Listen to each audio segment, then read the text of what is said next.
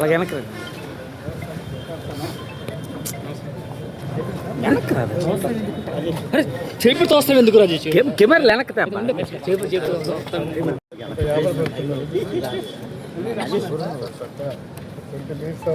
తర్వాత ఏదైనా కానీ బాబు కొంచెం వెనక్కి నేను చెప్పాల్సిన అభిప్రాయం చెప్పండి. అర్థం కదా ఇప్పుడు ఇది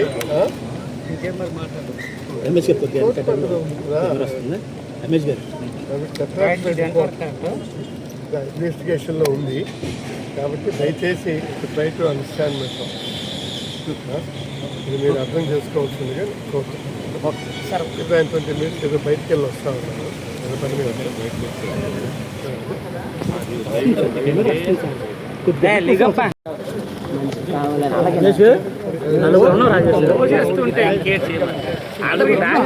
వస్తే నాకు అర్థం కాదు కానీ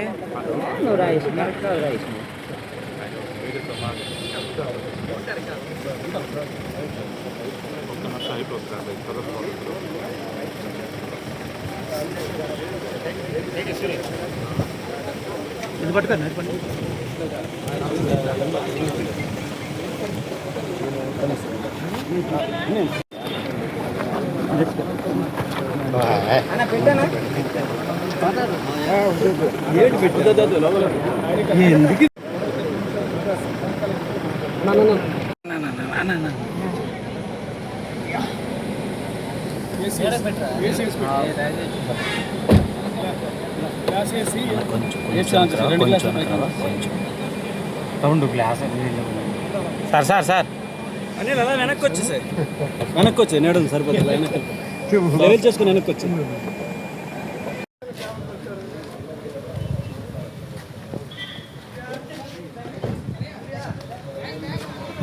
అలా వెనక్కి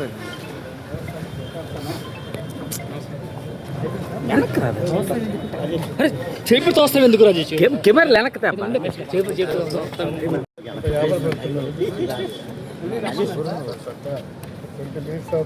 తర్వాత ఏదైనా కానీ బాబు కొంచెం వెనక్కి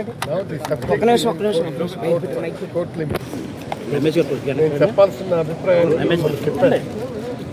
అర్థం కదా ఇప్పుడు ఇది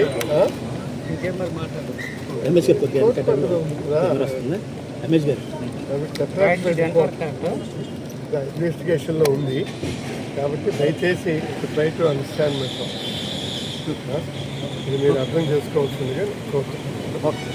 ఆయన 20 minutes ఏదో బయటికి వెళ్ళి వస్తా ఉన్నాను, ఏదో పని మీద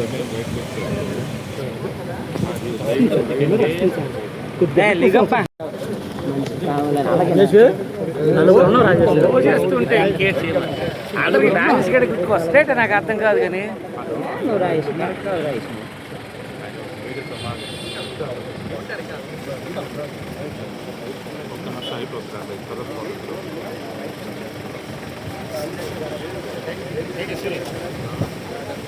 ఇది పట్టుకోండి ఎందుకు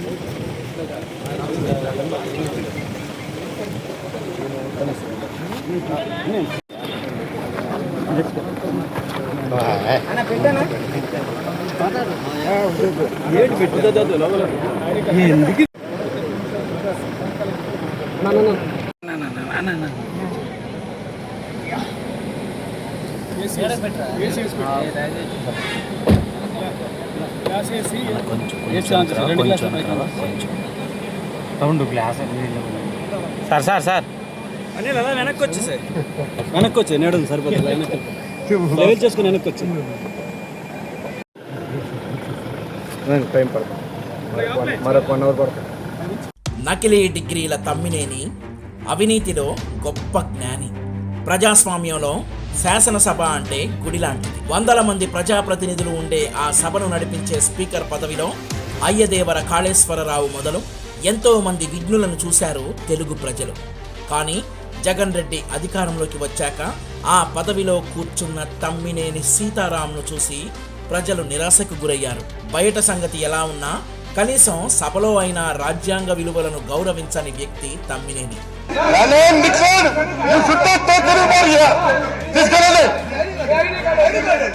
ఐడి కార్డు లేదు, పీడీ కార్డు లేదు. బూతులు మాట్లాడే స్పీకర్ని, నేను వైసీపీ కార్యకర్తని అని బహిరంగంగా చెప్పుకున్న స్పీకర్ని, జగన్ రెడ్డి ప్రాపకం కోసం ఏ పాపానికైనా ఒడిగట్టే స్పీకర్ని చరిత్రలో మొదటిసారి చూశారు జనం. సరే, స్పీకర్గా ఆయన ప్రవర్తన ఎలా ఉంటుందో సభలో చూస్తూనే ఉన్నారు జనం. ఇప్పుడు మనం తమ్మినేని సీతారాం అవినీతి లీలల గురించి, ప్రజలకు తెలియని నిజాలు మాట్లాడుకుందాం. తమ్మినేని అవినీతి గురించి ఆముదాల వలసలో కథలు కథలుగా చెప్పుకుంటారు ప్రజలు. తమ్మినేని సీతారాం దగ్గర అజయ్ అనే వ్యక్తి ఉంటాడు. ఆముదాల వలసలో వసూళ్ల దందా నుండి ఇసుక దోపిడీ సంపాదన మొత్తం ఇతని చేతుల మీదుగానే జరుగుతుంది. ప్రభుత్వం ఇసుక అమ్మకాలు నిర్వహించే సమయంలో ప్రత్యేకంగా ఓ మిషన్ సిద్ధం చేసి ఆన్లైన్ బిల్లుల మాదిరి బిల్లులు వచ్చేలా ప్రత్యేక పరికరం తయారు చేశారంటే తమ్మినేని అక్రమ ఇసుక వ్యాపారం ఏ రేంజ్లో సాగుతుందో చెప్పొచ్చు. ఆముదాల వలసలో 12 ర్యాంపులు, పురుషోత్తమపురంలో 2 ర్యాంపులు, పెద్ద శవలపురంలో, చెవుకులపేట, సింగూరు, అక్కవరం, దూసి ప్రాంతాల్లో ఉన్న ఇసుక ర్యాంపులన్నీ తమ్మినేని దోపిడీకి గురవుతున్నాయి. రోజుకు 1500 లారీల ఇసుకను విశాఖపట్నంకు తరలిస్తున్నారు. నాగావళి ప్రాంతంలో తమ్మినేని ఇసుక దోపిడీకి భూగర్భ జలాలు పడిపోయి రైతులు రోడ్డున పడ్డారు. తమ్మినేని మైనింగ్ దోపిడీ ఆ రేంజ్లో ఉంటుంది. ఇక తమ్మినేని కొడుకు చిరంజీవి నాగ్ అయితే సెటిల్మెంట్లు, భూ కబ్జాలు, మైనింగ్ అన్నీ చూసుకుంటాడు. తండ్రిలాగే ఇతనికి కూడా రాజ్యాంగ విలువలు లేవు. పదవి మాత్రమే మీది, పవర్ మాది అంటూ తెలుగుదేశం పార్టీ మద్దతుతో గెలిచిన సర్పంచ్లను బహిరంగంగా బెదిరించిన రౌడీ ఈ చిరంజీవి నాగ్. ఇవాళ నేను చెప్తున్నా ఓపెన్ గా, పదవి మాత్రమే మీది, పవర్ మాది, అది గుర్తుపెట్టుకోండి. బెల్లుకోలు రెవెన్యూ గ్రామం నందిగాంలో 10 హెక్టార్ల గ్రానైట్ భూమిని రాత్రి పగలు తవ్వేస్తూ సొమ్ము చేసుకుంటున్నాడు. చింతామణి రెవెన్యూ గ్రామం టెక్కలిలో 21 ఎకరాలు కబ్జా చేశాడు. కుటుంబాల మధ్య చిచ్చు పెట్టి వాళ్ల ఆస్తులు లాక్కోవడంలో మనోడు దిట్ట. హరిశ్చంద్ర జంతాయత్ కుటుంబం 80 ఎకరాల భూమిని గిరిజనులకు ఇచ్చింది.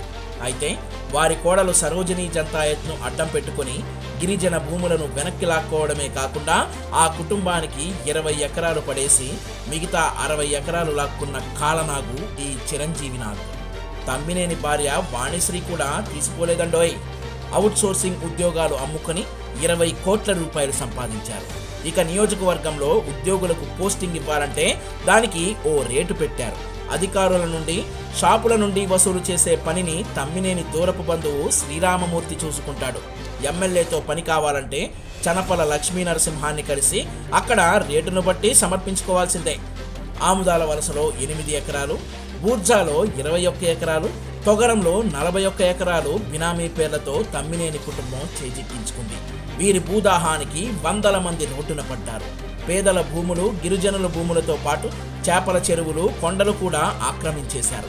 వాటిలో తోటలు వేసి దర్జాగా అనుభవిస్తున్నారు.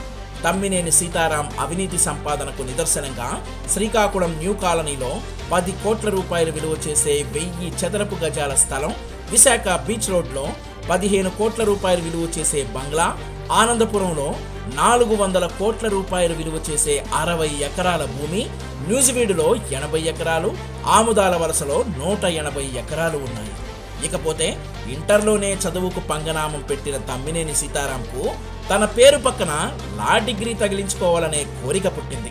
అంతే, నకిలీ డిగ్రీ సర్టిఫికెట్లు సృష్టించి ఉస్మానియా యూనివర్సిటీ పరిధిలోని మహాత్మా గాంధీ లా కాలేజీ నుండి లా డిగ్రీ సంపాదించారు. అవినీతి ఒక్కటే కాదు, వ్యక్తిగత జీవితంలోనూ తమ్మినేని సీతారాం విలువలు లేని మనిషి. ఒక మహిళతో వివాహేతర సంబంధం పెట్టుకోగా కుటుంబ సభ్యులు కూడా చీత్కరించుకునే పరిస్థితి వచ్చింది. జగన్ రెడ్డి మళ్లీ అధికారం ఇస్తే తమ్మినేని సీతారాం వంటి అవినీతి పరులను మనం నెత్తిన ఎక్కించుకోవాల్సి ఉంటుంది. అందుకే ప్రజలారా, ముందు జగన్ రెడ్డిని గద్దె దింపితే ఇలాంటి ద్రోహులను మనం దూరం పెట్టొచ్చు.